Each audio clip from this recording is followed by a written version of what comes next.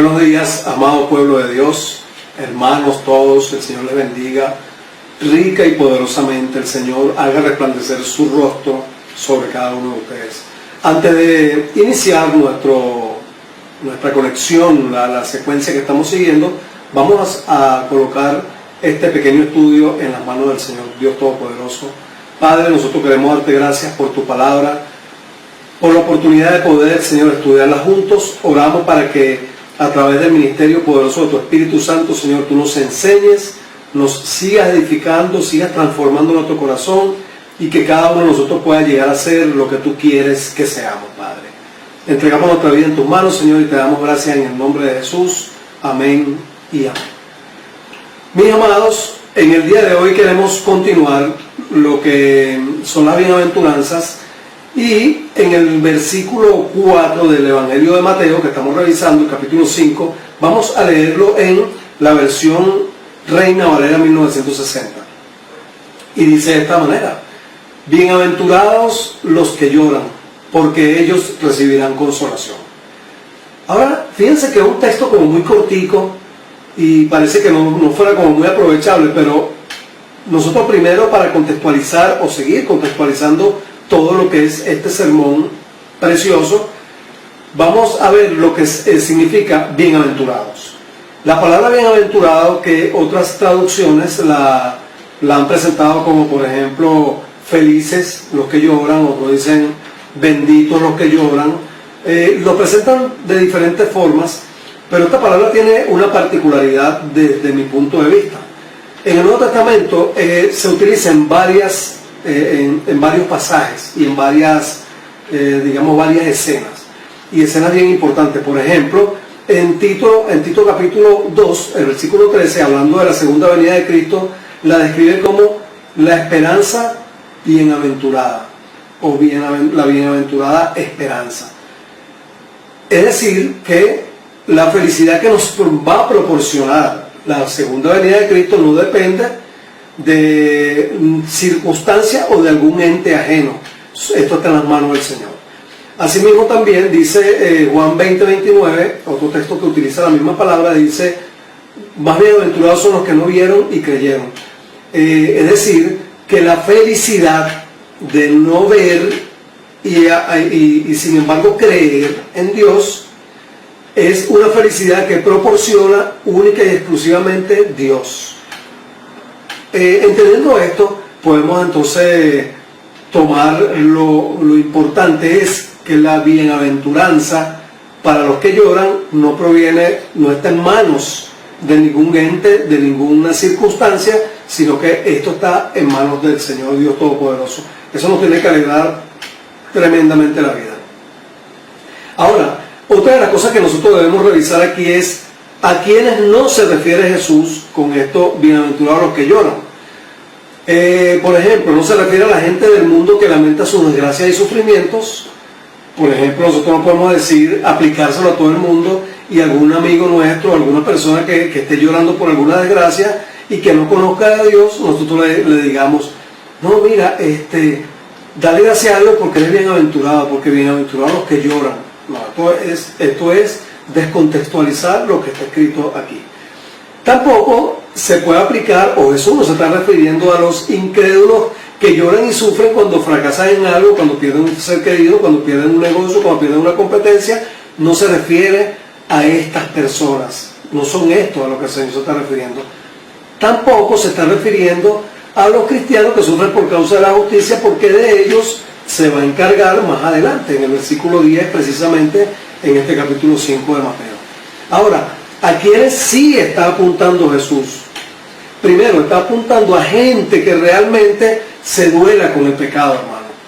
Está apuntando a gente que tenga bien claro que el ofendido con el pecado no es cualquier ser humano, aunque son afectados, todos son afectados por el pecado. Pero realmente el ofendido es Dios con el pecado, con nuestro pecado, con el pecado de la humanidad. El ofendido es Dios.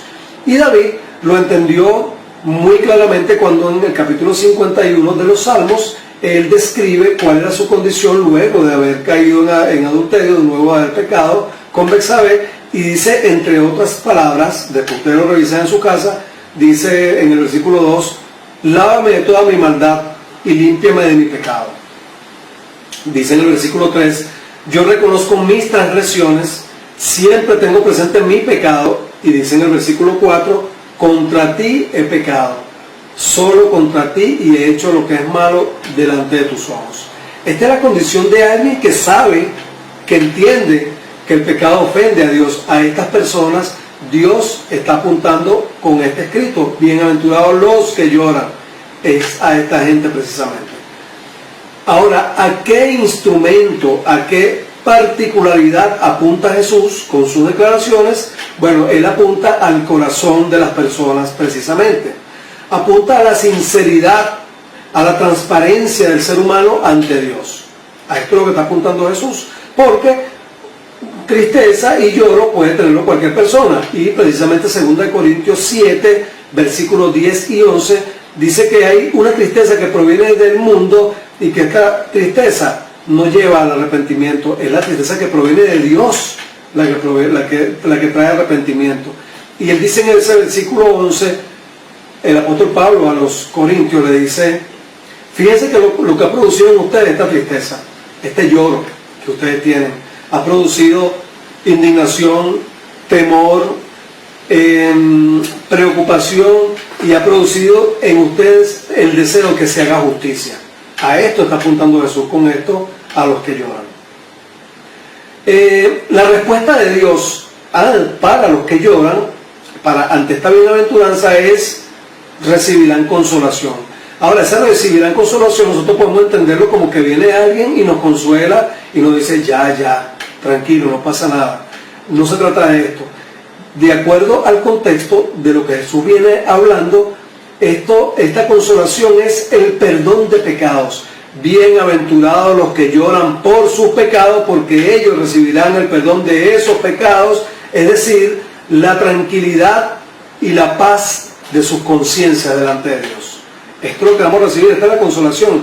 Isaías 61, versículos 2 y 3, precisamente nos refiere en el ministerio del Mesías, nos refiere justamente a estos elementos. Dice allí, entre otras cosas, me ha enviado a consolar a los tristes. Nosotros podemos decir que el Mesías fue enviado a consolar a los que lloran. Dice también en el versículo 3, entre varias palabras, dice que me ha enviado a dar a Sión, a los afligidos de Sión, una corona en vez de ceniza y perfume de alegría en vez de llanto, canto de alabanza en vez de desesperación. Fíjense, la consolación que viene del Padre es el perdón del pecado de aquellos que se duelen por ese pecado. Y como reflexión final, vamos a hacernos unas 3 preguntas, hermano, muy rápidamente, y luego yo quisiera que usted reflexionara profundamente sobre ello en su casa.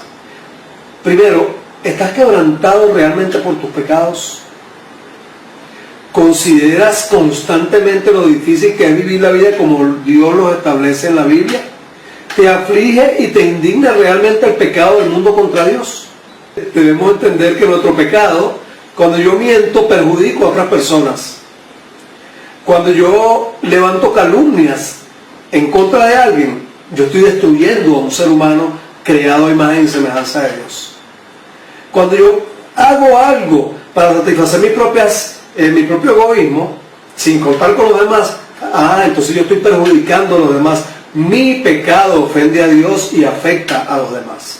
Hermano, si tú eres uno de los que dice, sí, yo estoy quebrantado con mi pecado, yo considero muy seriamente lo que establece la Biblia y no estoy viviendo como corresponde y me duele el pecado del mundo, si tu respuesta es sí ante estas aseveraciones, entonces tú eres uno de los consolados. El Señor te bendiga, el Señor te siga ayudando y nos siga ayudando a todos durante esta semana. Nos vemos el próximo domingo.